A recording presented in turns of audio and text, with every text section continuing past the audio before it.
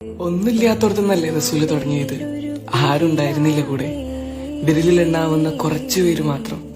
ശത്രുക്കളുടെ അക്രമം സഹിക്കാൻ കഴിയാതെ റസൂലും സ്വഹാബത്തും മക്ക വിട്ട് മദീനയിലേക്ക് ഹിജ്റ പോവാണ്. തങ്ങളെ കൊലപ്പെടുത്താൻ വന്ന ശത്രുക്കളെ കബളിപ്പിച്ചായിരുന്നു യാത്ര. റസൂല രക്ഷപ്പെട്ടു എന്നറിഞ്ഞ ശത്രുക്കൾ ഉടനെ ഒരു വിളംബരം നടത്തി.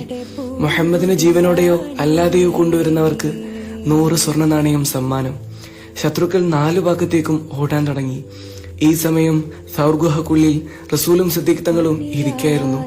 ശത്രുക്കൾ അവിടെയും എത്തി. സിദ്ദീഖ് തങ്ങൾ പേടിച്ച് നബിയോട് പതുക്കെ പറഞ്ഞു, നബിയെ, അവരൊന്ന് കുനിഞ്ഞു നോക്കിയാ നമ്മളെ കാണും. റസൂലുള്ള പുഞ്ചിരി തൂക്കി മറുപടി പറഞ്ഞു, സിദ്ദീഖ് തങ്ങളെ, നിങ്ങൾ പേടിക്കണ്ട, പടച്ചോണ്ട് നമ്മുടെ കൂടെ. ആശ്വാസമായിരുന്നു ആ വാക്ക്. ഗുഹക്ക് പുറത്തെ അവസ്ഥ കണ്ട് ഇവിടെ ആരും കയറിയിട്ടില്ല എന്ന മട്ടിൽ ശത്രുക്കൾ തിരിച്ചുപോയി. പലപ്പോഴും പ്രയാസങ്ങൾ വരുമ്പോഴും ബുദ്ധിമുട്ടുകൾ വരുമ്പോഴും തളർന്നു പോകുമ്പോഴും റസൂൽ തങ്ങളുടെ ഈ വാക്കുകൾ ഓർക്കുക. പേടിക്കരുത്, തളർന്നു പോകരുത്, പടച്ചോൻ കൂടെയുണ്ട്.